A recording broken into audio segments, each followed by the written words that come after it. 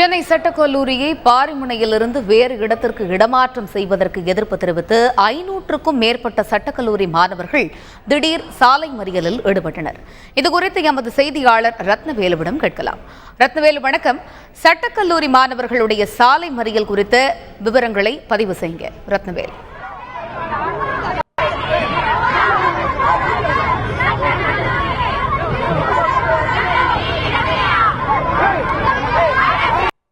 ரத்னவேல், சட்டக்கல்லூரி மாணவர்களுடைய சாலை மறியல் பற்றிய முழு விவரங்களையும் பதிவு செய்யுங்க. ரத்னவேல்.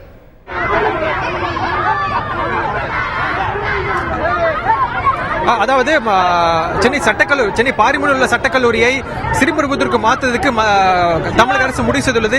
இதற்கு எதிர்ப்பு தெரிவித்து சட்டக்கல்லூரி மாணவர்கள் காலையிலிருந்து பல்வேறு போராட்டங்கள் நடத்தி வருகின்றனர். தற்போது பாரிமுனையில் சாலை மறியலில் அவர்கள் ஈடுபட்டுள்ளனர். இது குறித்து சட்டக்கல்லூரி மாணவர்கள் கேட்கலாம். இப்போ நீங்க சாலை மறியல் பண்றதுக்கான நோக்கம் என்ன சார்? எங்களுடைய முதல் நோக்கம் என்னன்னா, இன்னைக்கு இந்த நம்மளுடைய சட்டக்கல்லூரி சென்னை சட்டக்கல்லூரி வந்து 152 ஆண்டு பழமை வாய்ந்த கல்லூரி.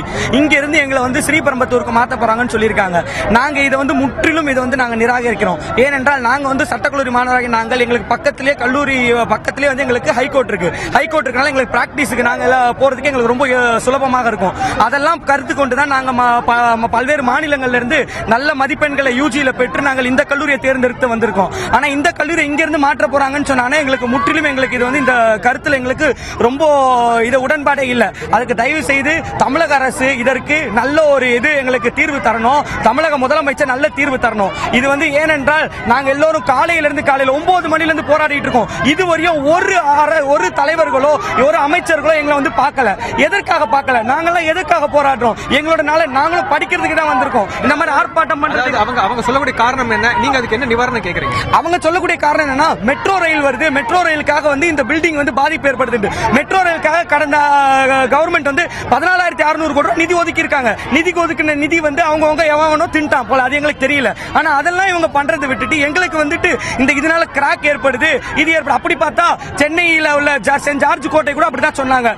கடந்த முதலமைச்சர் என்ன சொன்னாங்கன்னா, இது வந்து மழை பெய்யறனால ஒழுகுது இது அப்படிலாம் சொல்லிட்டு இருந்தாங்க. அதுக்கப்புறம் அதை வந்து வேற இடத்துல மாத்தினாங்க. திரும்ப அதையே வந்து இப்போ சென்னை ஓமந்தூராருக்கே இதுக்கே சென்ட் ஜார்ஜுக்கே கொண்டு வந்திருக்காங்க. இதோட நோக்கம் என்ன? நாங்க வந்து எங்களோட கோரிக்கைக்காக போராடுறோம். தயவு செய்து இதற்கு நல்ல ஒரு தீர்வு தரணும் தமிழக அரசு எங்களுக்கு.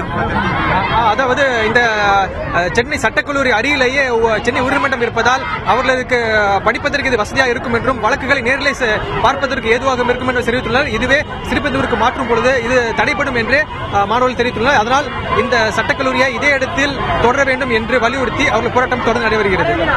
ரத்னவேல், சட்டக்கல்லூரி மாணவர்களுடைய போராட்டத்திற்கான காரணத்தை பதிவு செஞ்சீங்க. சட்டக்கல்லூரி மாணவர்களுடைய சாலை மறியல் போராட்டத்தால அங்க போக்குவரத்து பாதிப்பு ஏற்பட்டிருக்கா? அதை சரி செய்ய என்ன மாதிரியான நடவடிக்கை எடுக்கப்பட்டிருக்கு? அதாவது இங்க இந்த மாணவர்கள் வந்து கடந்த 4-5 நாட்களாகவே இந்த போராட்டம் குறித்து இந்த போராட்டத்தை நடத்தி வருகின்றனர். அரசுக்கும் இது தெரிவித்து வருகின்றனர். இன்று இது தொடர்பாக தலைமைச் செயலாளர் ஞானதேசினி அவர்களை சந்தித்து பேச்சு நடத்தினர். இந்த பேச்சுவார்த்தையில் உடன்பாடு எட்டவில்லை என்பதால் அவர்கள் மீண்டும் தங்களுடைய போராட்டத்தை தொடர்ந்து நடத்தி வருகின்றனர். தற்போது பாரிமுனையில் இந்த போராட்டம் நடந்து வருகிறது. பாரிமுனை பல்வேறு வட சென்னை, தென் சென்னை, மத்திய சென்னை ஆகிய 3 சென்னையும் இணைக்கும் ஒரு முக்கிய இடம் என்பதால் இங்கு தற்போது போக்குவரத்து கடுமையாக பாதிக்கப்பட்டுள்ளது. தற்போது மாணவர்களிடம் காவல்துறையினர் பேச்சுவார்த்தை நடத்தி வருகின்றனர். என்னிடம் தற்போது எந்த முடிவும் எட்டவில்லை என்பதால் மாணவர்களும் தங்களுடைய கருத்தில் வலுவாக இருப்பதால் தங்கள் போராட்டத்தை தொடரப்போவதாக தெரிவித்துள்ளனர். தற்போது இங்கு மிகப்பெரிய ஒரு சாலை போக்குவரத்து பாதிப்பு ஏற்பட்டிருக்கு என்று சொல்ல வேண்டும்.